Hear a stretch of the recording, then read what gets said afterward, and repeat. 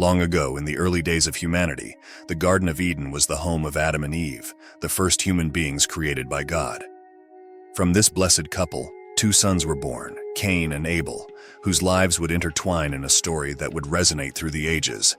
Cain, the firstborn, grew up to be a man of the land, dedicating himself to agriculture. His younger brother Abel had an affinity for shepherding. Both were the children of Adam and Eve, loved and destined to play unique roles in their lives. One day, Cain and Abel felt the desire to offer their gifts to God. Abel chose a lamb from his flock as his offering, a gesture that reflected his devotion and faith. In contrast, Cain brought fruits from the land, but his heart was impure. His act was not motivated by genuine faith. God, who probes the hearts of men, accepted Abel's offering with favor, pouring divine light upon the sacrificed lamb. However, Cain's offering was rejected, filling him with envy and anger. His countenance changed, and a shadow of bitterness began to cloud his heart. Cain's envy grew into a tempest of resentment.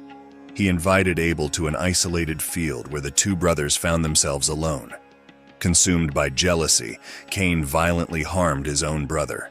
It was the first act of deadly violence in human history, staining the virgin earth with Abel's blood. God, in his justice, confronted Cain about his terrible action. Cain, now a fugitive, marked by God to prevent others from harming him in retaliation, felt the weight of his guilt.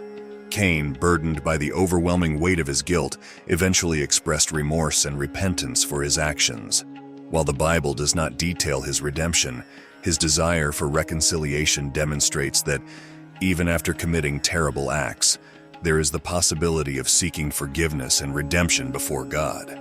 The story of Cain and Abel reminds us of the consequences of envy and the importance of a pure heart in worshiping God.